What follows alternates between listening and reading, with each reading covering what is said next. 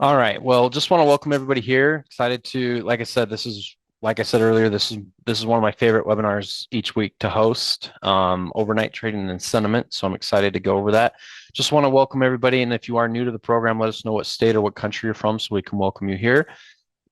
And let's jump into our disclaimer. As always, I need to remind you guys about the risks involved in this market. You can lose all or more than your initial investment if you're not careful. So please be aware of how many pips you're risking on each trade, in addition to how big your lot size is, and ultimately how that would affect your account if you were to lose money. So make sure that you're going through that process each and every time that you take a trade.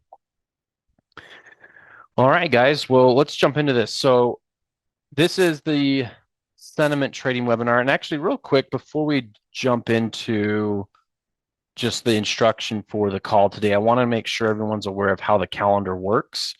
So if we go to the Forex Plus calendar, this will show us the lineup, the schedule, because every Wednesday night we're going to change it up a little bit and how what classes are hosted, right? So tonight, this is the class we're in right now, overnight trading / sentiment lab. We will also be doing a class on the COT report. That will be at the top of the hour, next hour. And every week we're doing COT report just because, it's such an integral part of what we do with our trading and the scanner and how it works. So we obviously have a class a week on the COT report. Next week we're doing the prop firm call. So if a lot of you guys have already given me several prop firms to look at. I've already been building out that slideshow for next week. So if you guys want me to review a prop firm, or you want me to take a look at a different company or I know, for example, some companies are doing 3-step challenges. So that's something that we're going to be looking at as well next week. So whatever you want me to look at as far as prop firms go, feel free to send me those prop firms now so I can start building out that slideshow. We also talk about how to grow a small account in that class, and that's once a month. We do that one. Okay. And then the week after, I haven't scheduled it in because it's a fifth. Is that 1, 2, 3, 4? Yeah, it's a fifth Wednesday. So we might do an EA webinar there in its place. I haven't decided yet for the 31st what we will be adding a webinar there. All right, guys. Well, let's talk about the scanner and and sentiment index first, and then we can talk about the overnight trading styles, because obviously a lot of you came to learn more about that. But I wanted to make sure I talk about the sentiment index because we only talk about this, once or twice a month. And I wanted to make sure that we give it some due diligence because sentiment is 1/3 of the scanner, right? So when you look at the overall signals for the week right here, this is probably the most important column in the scanner right here, this overall signal column.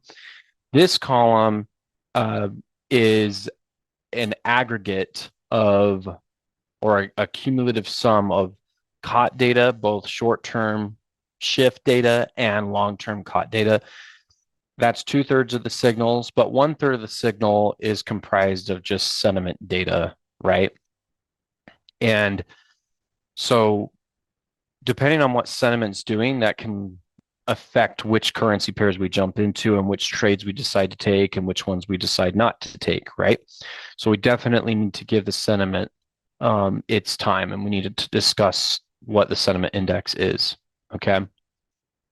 So 1/3 of the scanner is a sentiment signal. Now this is important. Okay, so let's talk about the nature of what sentiment is, and then that will make sense as to why we put it into the scanner, and it will also make sense why we use it and what it's good for. Like the whole picture will come together, but let's just start let's build the foundation out first. So what is sentiment data? So Forex sentiment data has to do with which direction retail traders like to go. Which way do they prefer to go? Do they prefer to go buying? Do they want a currency pair? Do they prefer to go long or short and sell? What do they want to do? Right? Okay. And who are retail traders? Okay, so let's establish that. Retail traders are people like You and me, we're not the big banks. We don't trade, we're just here out speculating. We're just trying to speculate within the market, trying to create an income, right? That's what each one of us is trying to do. So we're classified as retail traders, okay? And what retail traders do is we have this bias to buy low, sell high, right? We've been taught this since school.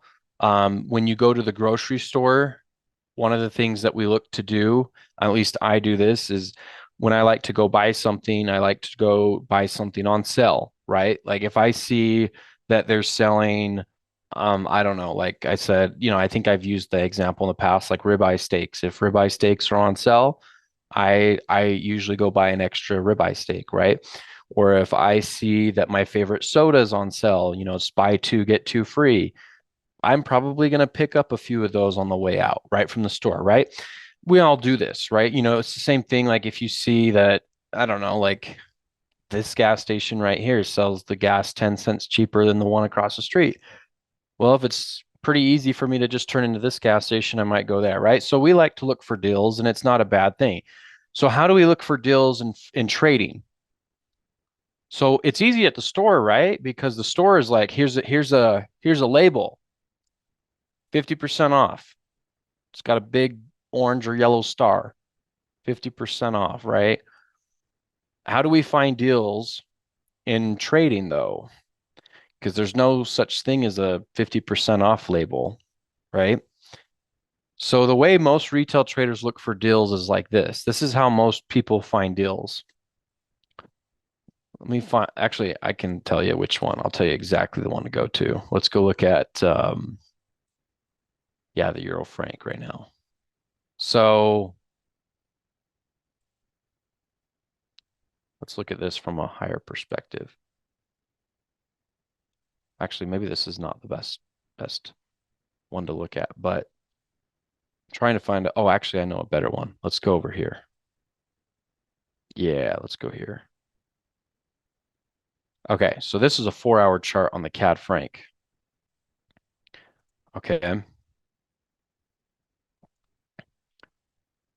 When a retail trader sees this, this is the CAD franc. It's been going down for quite some time, right? This goes all the way back to October or September.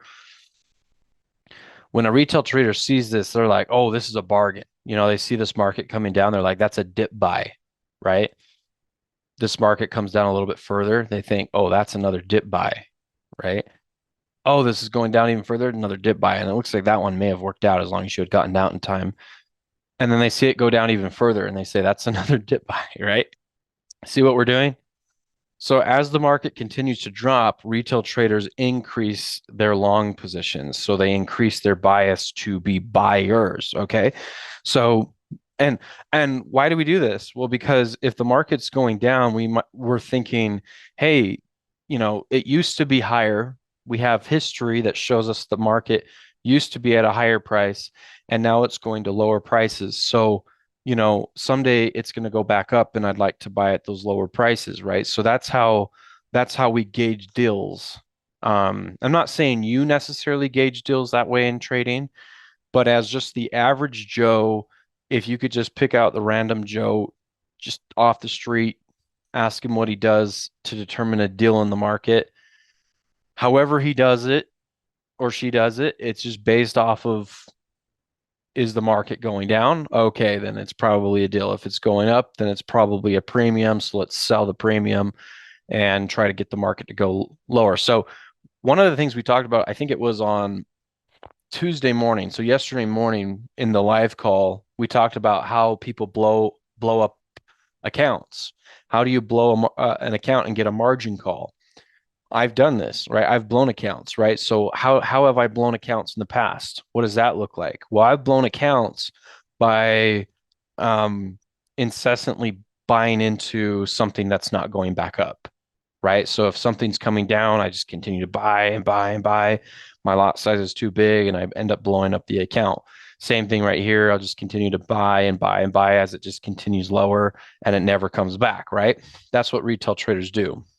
So so the way we try to find bargains at the store is very different than how we try to find bargains with trading.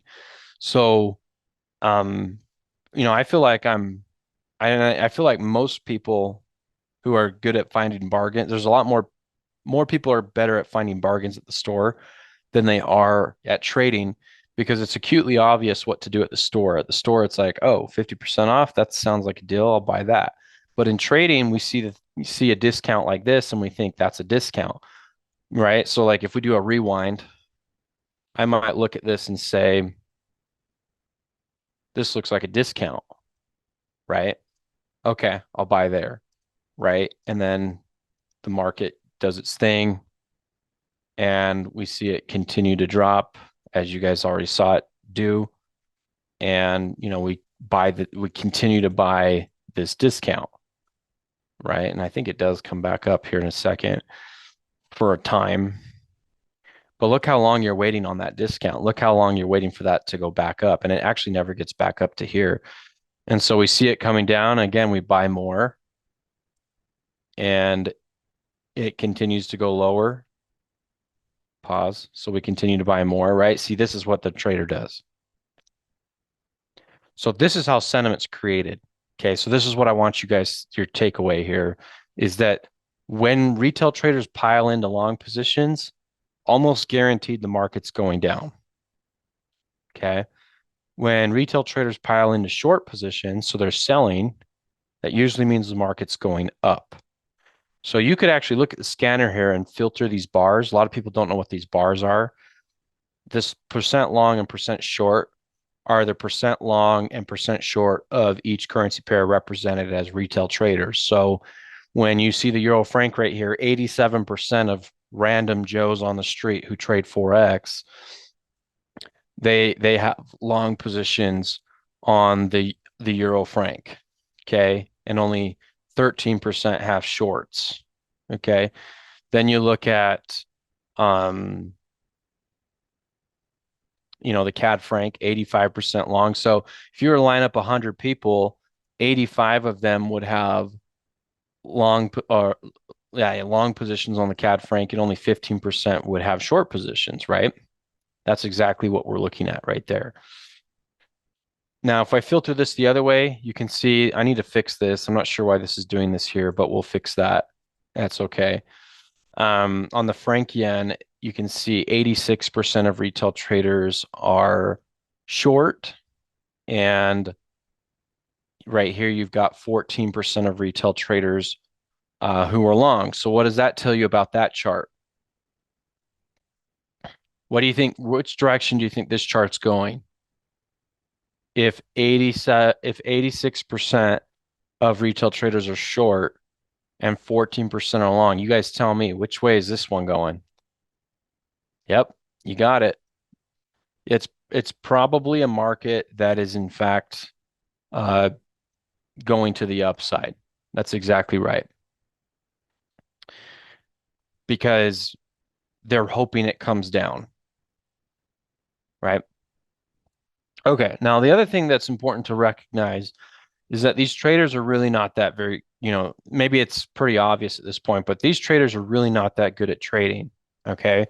They usually stay in long positions or they stay in losing positions longer than they need to, and they stay in winning positions for very short periods of time. If you guys were to go back and pull up the demo accounts from when you started trading, when you were not a very good trader, if you were to pull up, and I've done this, and I think it's a good exercise, might bring up some past pain you've had, but if you pull up an old account and look at your losing trades, you'll probably find that those losing trades had a much larger duration, meaning the amount of time that you held on to those trades was much longer than your average winning trade. And if you go look at all the winners and average the duration of the winning trades, you would find that those trades have a very short lifetime. And it'd be drastically different, not just like slightly, but like really different, right? Why do we do that? Why do traders do that? Um, why is it so easy for us to take profits and not close out losers? I think we could have a whole conversation about this that could last for hours, but we'll kind of cut to the chase. And you guys go ahead and share why you think they do this, whether you're here live or watching the recording, let us know. But I think it comes down to a couple of things. It's all about pain, right? Like how, if you want to break it down to the lowest level of why we do certain things, it comes down to like it's painful to take a loss, right? If you close out a losing trade, you've now put a stamp on that loser. You cannot get that money back. Whereas if you leave a trade open, there's this kind of hope mentality that we might get that money back at some point. And sometimes trades do that. But so I don't want to say that not all trades don't come back. A lot of trades do come back, but there's also a lot that don't. Plenty, probably most trades, right? In general, if you were to just kind of generally say something, I'd say that generally a lot of losing trades don't, but some do, right? And so there's room for that. I like to think, when I have a losing trade, I give it a specific amount of room, which is my stop loss. So I let trades lose up until the point where they hit their stop loss, and then it's like, okay, well, you've gone too far. I have to cut you off at some point. Here's your cutoff point, right? So I use an average daily range as my cutoff point on my losing trades. Hey traders, it's Steve from the future. I hope you have enjoyed this video so far. If you are getting value out of this video, be sure to hit the like button, click the subscribe button, and share your trading thoughts. I read all the comments, so feel free to ask any questions you have there too. On a side note, I host live trading calls like this one you are watching every day. Some of my biggest trading secrets I share exclusively to just the members in my program. I host these live trading calls every day, Monday through Friday at 11 a.m. Eastern. I also host a basic training webinar every Monday for the newer traders and the regular COT report and sentiment trading webinars every Wednesday night at 8 and 9 p.m. Eastern for the advanced and aspiring traders. All of these calls are recorded and promptly posted on the members' trading calendars at the conclusion of each call in case your schedule does not permit you to come to the live call. All of my members have complete access to the scanner. We call it Steve Scanner. This is an institutional grade trade alert scanner that picks the direction of the week on all 28 major currency pairs and includes trading instruments like gold, silver, NAS 100, US 30. Just in the last 90 days, I have made over 3,000 pips just taking the top trade signals from the scanner at the beginning of the week and then just holding those trade alerts until Friday. If you want access to the scanner, you can start a 14-day free trial with the join link in the description to get started. Lastly, if you really want to be a full-fledged VIP member of my program to get access to things like the basic training course, live signals channel, Steve's scanner, trading calendars, and the one-on-one calls with me throughout the month, you can use code Friend of Steve, that's Friend of Steve, no spaces, at checkout and save $50 on your first month. Again, just click the link in the description below and apply that coupon to become a VIP member, and I look forward to helping you with your inevitable trading success going forward. Now, back to the video. But yeah, so it comes down to your pain tolerance, right? And so, and not just your not really your tolerance. It's just like if you if you close out a loser, then you're realizing that pain and that you were wrong, right? You were absolutely just wrong about something. So if we close it out, wrong direction, we close it. If you close a winner, or if you have, let's say you have, your trading panel pulled up and you have a bunch of winners. Okay. Like this week's been a really good week trading wise, right? We've had a pretty good week, right? Most of our trades have been pretty awesome. We're 3 for 3 on the month. Here we are getting past the middle of January, and we've had a winning week every week so far. So let's see if we can keep it going, right? This is pretty exciting. Okay, so right now, a lot of you probably have trades in your accounts that you could probably close and they would be profitable. Hopefully, and I know a lot of you have gotten way better at this. It's always interesting, by the way. A lot of you guys, I can see everybody participating. Most of you guys have been here a while, I believe. You guys are the ones that are getting better at this. Yeah, I don't really have a lot of problems with you guys. You and then again, if you're not the one who comes to the class very often and you're watching this and recording, you can become that guy that holds these trades longer. But I've noticed just the longer people have traded the scanner and the COT report and they've held weekly trades before, it seems to get easier over time. So you want that repetition. But I'm not going to name who they are, but like I mean, we've had lots of people join the program recently, and we've already had several people close out. Like there's several people that have already told me they've closed out their entire baskets of trades for the week. Stop talking about. No, Lee, you've been around here a long time, so you're doing great. You're doing great. No complaints with you, Lee. No, but that we have people who have closed out their entire baskets of trades, and it's okay. Like, and if you, by the way, if you've been here a long time, like years, and you just closed out your basket of trades, again, no, I think I'm a little bit more forgiving. I've committed this year to be a little more forgiving about that kind of stuff. So I'm your friend. You can tell me it's okay. I'm your friend, guys. Um, Last year I was like, no, you closed all your trades. What? You're human? You closed all your trades? What? No, no.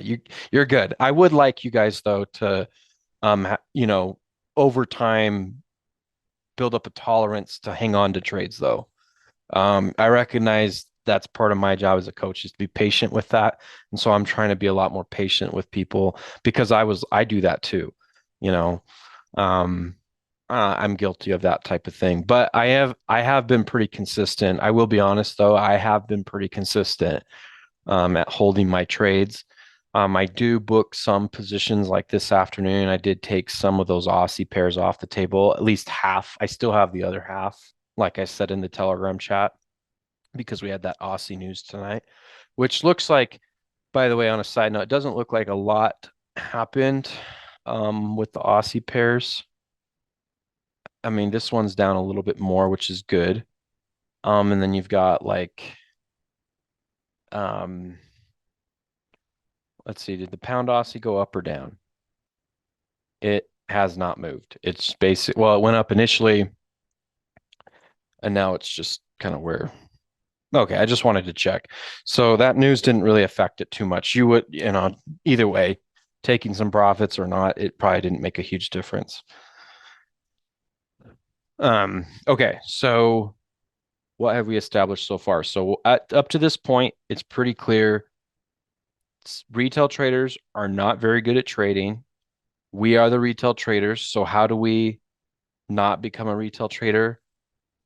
And this part we didn't actually really talk too much on, but you have we have to do kind of the opposite of what they do generally. And what are some of those things? Well, retail people who overcome their retail trading like mentalities and behaviors are people who learn to hold on to winners longer. That is actually a mentality of a winning trader. Okay.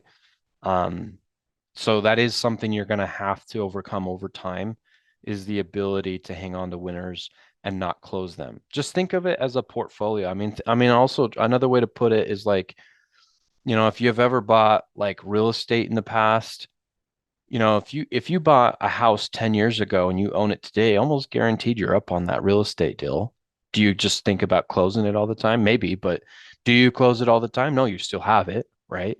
It's just so much easier to close a Forex trade than it is to like close. I see that one. Maybe it's harder to close a real estate transaction because then you have to put it up for sale and do all these things. It's a little harder to sell something like that. But what's another example? Like you buy money and put money into your 401k or an IRA, right? And if you've put money into the market for 10, 20, 30 years, you're probably up on your trades. But we don't close those every day. right? Those are long term. Now, the cool thing is with what we do is we get to close trades every week. We just need to hang on to them a little bit longer, right? We need to hold from the beginning of the week to the end of the week, right? Okay. Okay, the other thing we need to talk about is okay, yes. So I think we've established what sentiment is, what causes traders to go a specific direction. So the next thing that we need to talk about is the outcome. Like what, so how do we use this information now, right? So now that we have sentiment and we have the scanner, so we have right here, you can see these different signals, and you can see right here you can filter the scanner. You can, you got all the percent longs right here. These are the currency pairs with the biggest long positions by retail traders and the subsequent smallest short positions by retail traders. So again, so now that we understand that most traders are not very good, we generally take what we call a contrarian view to to retail traders. So when retail traders go long, we like to go short. When they go short, we like to go long, and so on. That's generally what we want to do. Okay. So I actually used to trade sentiment data as a standalone indicator. And so I used to look at, oh, retail traders are going 90% long on this pair. Okay, I'm going to go short. Oh, they're going 90% short here. I'm going to go long, right? That's how I used to trade it. And there is some level of success doing that.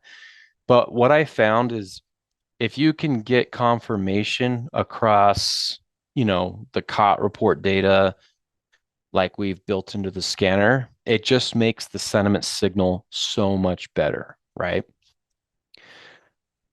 The other thing that you should know about sentiment data is because retail traders pile into long positions as the market goes down, and because they pile into shorts as the market goes up, sentiment is probably one of the most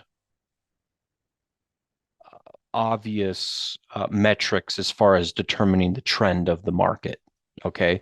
So if the market's trending up, you're going to have a very specific signal from the sentiment index. If the market's trending down, you'll have a very specific signal there as well. Okay. So sentiment is your trend. Okay. So we like to trade, I do like to trade trends. Um, um, but the one thing that so sentiment's going to be like awesome in picking the direction of the trend. Now, where does sentiment really stink? Like, because not everything's perfect, right? So what's the downside to trading with sentiment? If it's so awesome because you're trading against retail traders, right? Well, what happens is sometimes they get it right. Like sometimes retail traders are actually in the right direction. Okay. That happens. That actually happens sometimes. Retail traders will sometimes get it just be right because they can't be wrong forever. It's the same thing. The trends can't keep going up forever. At some point, they come down. Trends can't go down forever. At some point, they go back up, right? It's the same thing with retail traders. So they can be wrong for 10 days in a row, but on the 11th day, they get it right, right? So when they get it right, you could be totally wrong if that's all you're trading. If all you're using is just the sentiment index, you could be totally right for a while, but then for a couple of days, just be flat out wrong, totally wrong. A lot of you guys who have traded sentiment with me in the past, where it's just been exclusively sentiment, know what I'm talking about. Where where you could be right for 2, 3, 4 weeks in a row, and then for an entire week or a half of a week, every trade you take is like the worst trade you could have possibly taken, right? So that's why there's no holy grails because there's always, variability to signals and so on. So how do we kind of filter that? And that's where the scan that, right? Like how do we protect against, the bruntness of a single indicator, right? Well, that's where the COT data comes in. And we'll have a class on that um, in 30 minutes on the COT report, right? So what's nice about the COT report, and we'll continue. I don't want to talk too much about it because that is for the next webinar, but that is what we do here is the other metrics help filter out some of these. So you'll notice like For example, like this CAD franc is a sell signal, but it's not a strong sell. And that's because we just don't have enough confirmation from the other metrics to really give us a bias. You look at like this USD franc, it's a mixed signal, it's neutral, because even though sentiment says strong sell, we have to be a little bit careful because the weekly COT data says buy and the long-term COT data says buy. But we have to be cautious because sentiment's not in agreement, right? So we have to kind of protect against that very thing right there. Okay, what else? But some of these are in agreement. Like you got this Aussie dollar. Um, it's a strong sell. Weekly shift is a sell. Long-term data is a sell. Strong sell on the sentiment. So that gets through because that's in alignment, right? See what we're doing. Anyway, we're going to continue that conversation later, but let's look at some of these comments. Bill says, "Do you use the crowded market indicator for the overnight?" Yeah, and so that's what we're going to talk about next, and we'll wrap up on that topic. So let's get those questions in. Yeah, so do you use the crowded market indicator?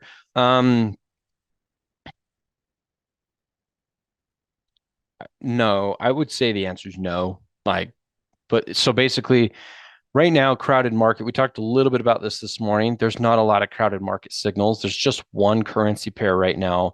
It's the euro yen that's in crowded market phase. Some of these are 4 out of 5 stars. The euro yen's 5 out of 5 stars, right? So you got 5 out of 5 stars there. And that means that the euro yen is, according to the banks, have a very large long position on the euro yen. And at some point, they're going to have to exit that long position, which is subsequently going to send the market lower. But in the meantime, that hasn't happened yet. So sentiment is actually keeping us out of that trade. It's issuing an overall neutral signal. Yeah, we've got an overall neutral signal because sentiment has not allowed us to get into the euro yen, at least for the moment. Yeah. Yep. So, and we're going to jump into that conversation about overnight trades in just a moment. Roger says, I looked at the scanner last night, chose the pound yen, confirmed it on TradingView, and made bank overnight. Nice. Use the overall signal. Very nice. Yeah. So, um, yeah, there it is. Pound yen, strong buy. Long term signals a buy. Sentiment signals a strong buy. No weekly shift that's significant enough to create a signal. So that's a strong buy signal. Very good work. Fantastic. Yeah, that was a good trade, wasn't it? That pound yen, definitely. Okay, so obviously you guys are here to learn about what I do with overnight trades. So there's a way to trade the scanner, not just from a weekly perspective, but also to look for trades on a day-to-day basis, right? So one of the things you'll notice is that sometimes the scanner will update during the week with different signals. Now, they're usually not drastically different, but it is possible to get an addition of 2 or 3 trades or even have 2 or 3 trades, go from strong buy or strong sell down to sell or buy signals or to just neutral signals. That can happen and sometimes can happen a lot. Um, Not only will it happen a lot, but it'll probably happen so long as we trade the scanner. Like every week, there's going to be some signals you start with that you may not end with. And it's not going to be with all of them, but there's definitely going to be 1 or 2 each week. There's going to be a couple of signals that you don't start with, but by Tuesday or Wednesday, you do get those. And that, by the way, I've noticed, just so you know, if a signal gets added, and this is why I'm trying to get the alert system set up. And maybe I just need to be the alerter for now and just text you guys if this happens. But one of the things I've noticed is if that a signal gets added to the scanner, like if an overall signal gets added over here, like on a Tuesday or Wednesday, I don't know if you guys have seen this, but it seems like those trades tend to work out very, very well for the rest of the week. Um, Trying to think of an example of one. Does anybody know of one I'm talking about? Um, I could probably look at it. I don't have all the time in the world to do it, but I think there's been a couple of trades that like for example the Euro Aussie. I don't know if this Euro Aussie was there on Sunday. I believe it wasn't, but have you? And it's a strong buy. It's got a buy signal as far as weekly shift goes, and a buy signal as far as long term goes, and a strong buy as far as sentiment goes. But I don't think it had a strong. I think it was just a buy signal on Sunday night, and now it's a strong buy. And I don't know if you've been watching the Euro Aussie, but it's just been like boom, like straight through the roof, right? USD yen, yeah, Lee says USD yen was added on Monday, I think. I think that's very possible. I It's possible. I think I had that one though. Let me check. Didn't I have? Yeah, it's possible. I this is what I sent out on Sunday. The USDM was a strong buy when I sent this picture out on Sunday, but it's also possible that when you recheck the scanner Sunday night that it moved out. I could totally see that being a thing. I think we established that it was a thing because there's been like three people that texted me saying that there was a difference in the scanner on Sunday night versus what I sent out. And it was like two or three signals were added or taken away. And that's going to happen, guys, a few times. There was some movements on Sunday that caused some sentiment signals to change. But again, most of the signals that I sent out on Sunday are pretty much the same signals, um, minus like one or two trades. Okay. But yeah, like I said, and it looks like yeah, Lee commented on this too. Yeah, if you get new signals during the week, those can actually be really good trades to take throughout the rest of the week. I've noticed.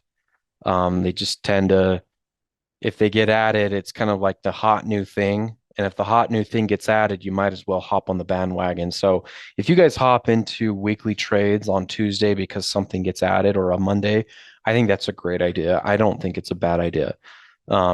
Especially because we have a track record that suggests that it is a good thing to do. But it's also not required. I'm not going to ask each one of you to pay attention to that because that is a lot of work. But because you got to check each day to see if there's anything new. But if you wanted to do that, um, might be worth it. I'll try to do that too, by the way. Like I'll try to look at the scanner, my picture that I send out on Sunday or the weekend versus what is on the scanner on Tuesday. If I see discrepancies, I see that something's been added, maybe I'll text it out to everybody. Okay, so one of the things that we're doing, guys, is overnight trades, right? So one of the things that I think is awesome is we used to just take overnight trades with sentiment data, and we kind of changed that to just taking the overall signals each night. Now, why do we do this? So we're trying to create income, right? That's the big goal. So one of the things that you guys can do is not just use a scanner just to take weekly trades, but there are trades you can take every day. One of the ways we've been doing this is just simply every night taking the top, if there's 8, 9 trades, just taking the top strong buys or strong sells every night. We've been using a daily range stop loss, and then I've actually not been using a take profit. I just let the trade go. But one of the adjustments we made to the overnight version of the strategy of the scanner is to close every single trade before rollover. So rollovers at 5 p.m. Eastern. It's at 2 p.m. Pacific. So you just got to make sure that every trade's closed out. And then that evening, you'll reset new trades. And that way, if there are updates to the scanner, if you do get new signals during the week, you can take those trades as well. Now, that's one way to do it. The second way to trade this, and I know a lot of people have had a lot of success with this, the consistency is a little bit more direct. like it's easier to have a winning week more consistently. Let me explain. So one of the ways you can do this is I've had some people just take the number one signal each night. So like you'll start up here at the top, or one of the ways people have been doing this instead of just going, but just so you guys know, when you filter this, this is actually alphabetical. So this isn't necessarily like this Aussie dollar isn't necessarily the best trade you could take, even though it floats to the top. Basically, any one of these that says strong buy or strong sell is a top trade of the week to take, or the top trade of the night. And that's, these are the top trades from the scanner right here. But is this one better than this one, or is this one better than this one? Not necessarily. They all have the same rating. So, as far as I'm aware, if you ask me, my answer is going to be, well, they both have the same rating. So, who knows, right? Now, if you really wanted to break it down even further, one of the things you can do is you can actually like check to see if there's a sweep, right? So when you look at this dollar yen, it's a strong buy, but there's no weekly shift that's significant. It's neutral. And then you got a buy here and a strong buy here.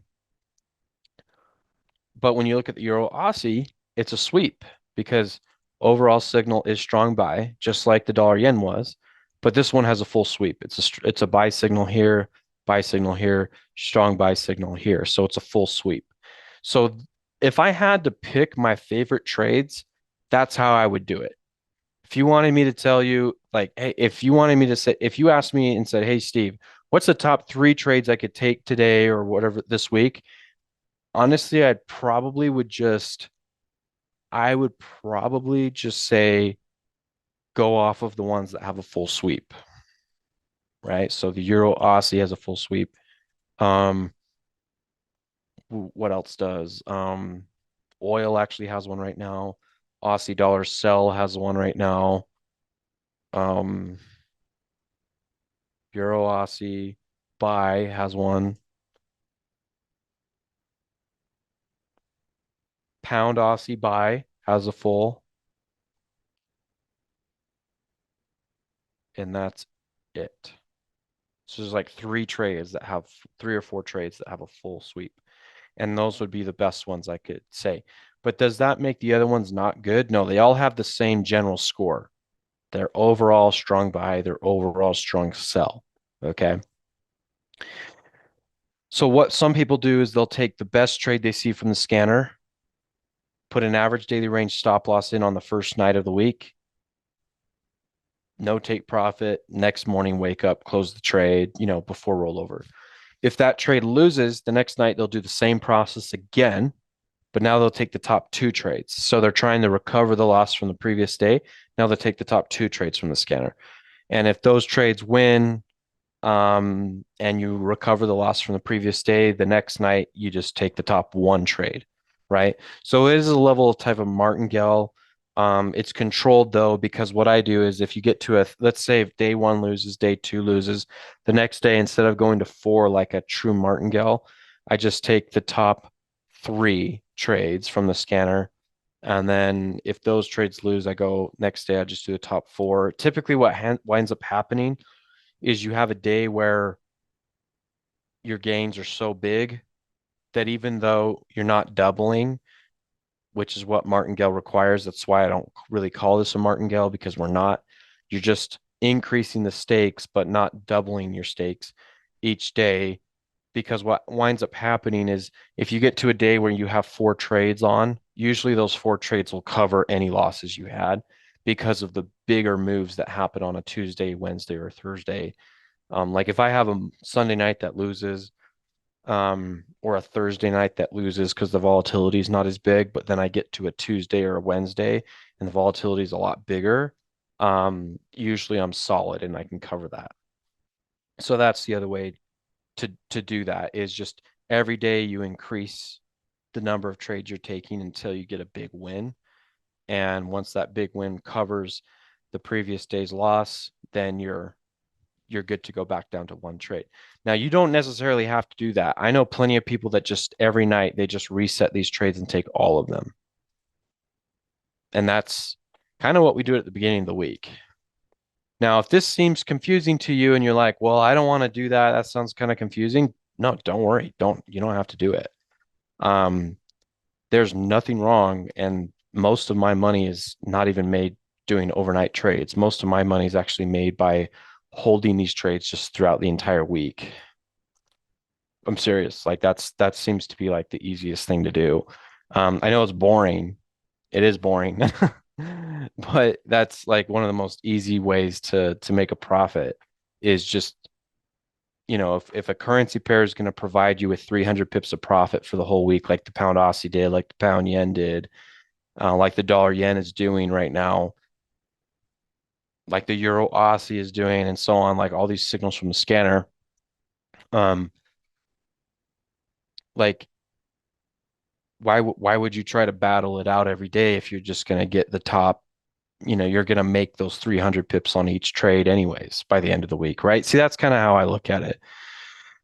Um, anyway, so let's get some questions in here. Any questions about that? But like I said, I don't want to rebuke the overnight strategy because it does work if you're looking to be a little bit more active with the markets. Like it will create another income. So if you've got funds you're not using in a trading account that you'd like to have be more active, this is not a bad way to do that. It's truly not a bad way to trade if you're interested in doing something like that. All right, guys. Well, I don't see any questions. So we're going to continue some of this conversation, but more COT report directed with the scanner and so on. We're going to dive into the COT reports in the next webinar. So I'll give you guys a little bit of a break and we will see you guys in a few minutes. Thanks for coming, guys.